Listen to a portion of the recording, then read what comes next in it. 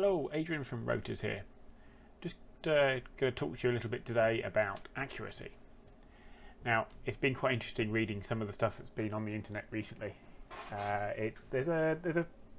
Some people seem to be getting the wrong end of the stick about what accuracy is and the ideas behind it. And as a beta tester, that's all I am. As a beta tester, I thought I'd just fill in some of these holes and then give you a little bit of information about how the dongle works. The graphic stuff isn't just there for show. It's there to give the simulator the information it needs in order to provide a realistic simulation. So, for instance, your servos, because they move at a certain rate with a certain amount of torque, they can model off of that the exact position of the swash plate and thus the blade pitch. Same thing with the tail servo.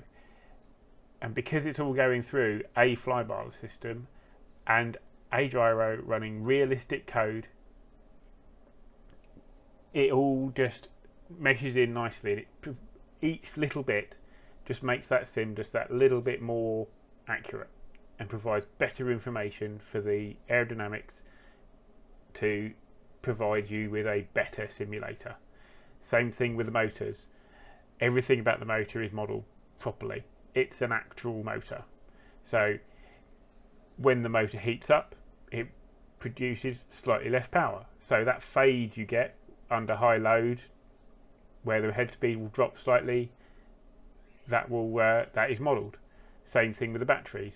As the battery heats up, the voltage drops. As you go through the flight, the voltage drops. The amount of torque that you can get out of the motor and out of the batteries reduces slightly. Same thing with the nitro engines.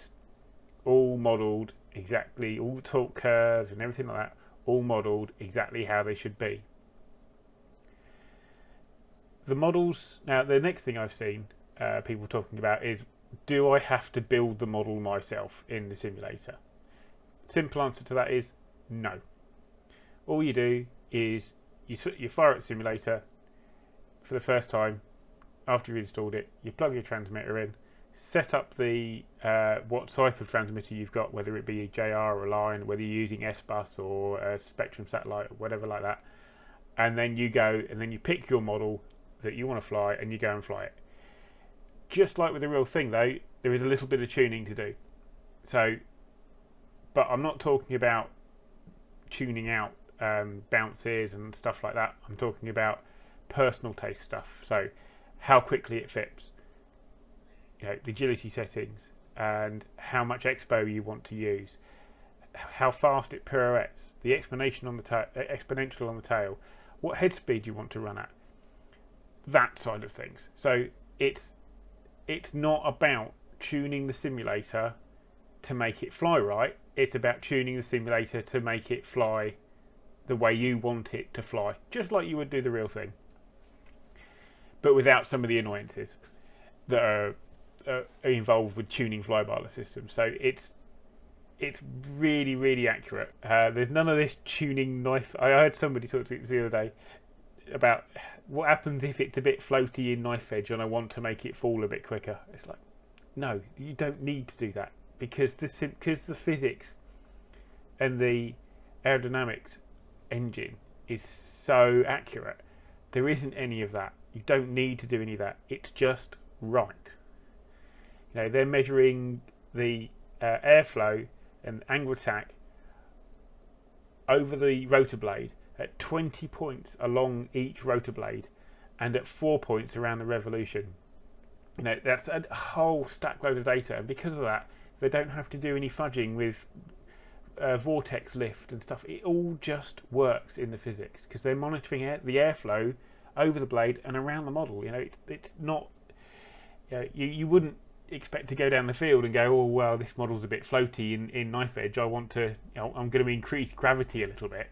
It doesn't work like that. It's just because the aerodynamics engine is so good, there isn't any of that to do. Now I could go on and on and on about talking about that sort of stuff all day, but as I was when I first heard about it, I was like, yeah, whatever.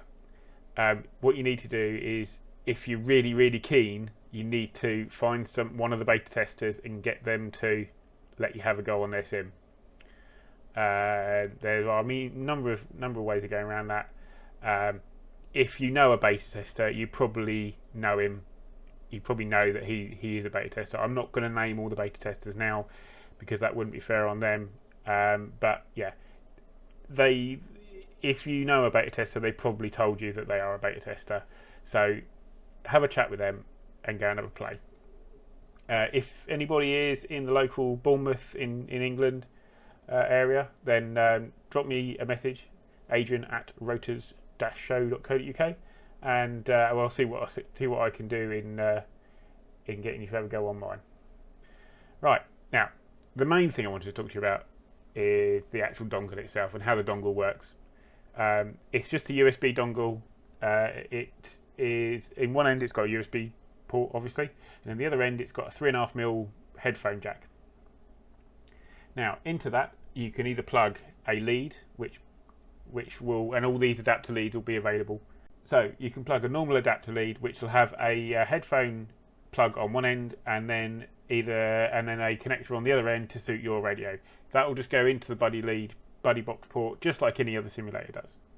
Now, the unique thing about this simulator is that you can also configure the sim to run and power and run either an S-bus receiver or for Futaba, or a Spectrum satellite if you are running Spectrum. And that's all configured within the settings. As you can see here, you just click on the relevant type of protocol that you're going to use, and off you go. All the channel configuration is all done for you. You just run a standard single servo swash in your transmitter, and you can either run keyboard hotkeys for idle up and hold, or you can set up the throttle curves just like you would do in the real world. It's entirely up to you. And then of course that then means you can have a throttle hold switch and idle up switch on your transmitter. That's all fairly standard. But the unique thing is you can do it wirelessly, and unlike other wireless methods, there's no other extra hardware involved. That means that it keeps the latency low and keeps it accurate, and it means that you don't have any delay or anything like that added in there. Now, release date. I can exclusively reveal now that the release date will be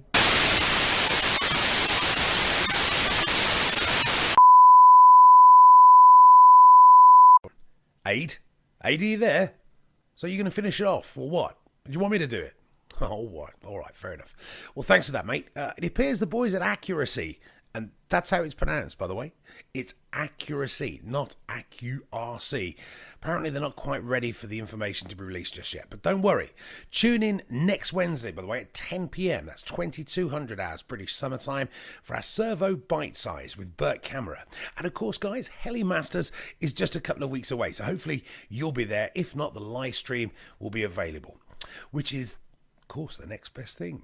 And also please remember that on our next show we have Matt Botos of Synergy Helicopters on the show. We'll see you then, and thanks for listening.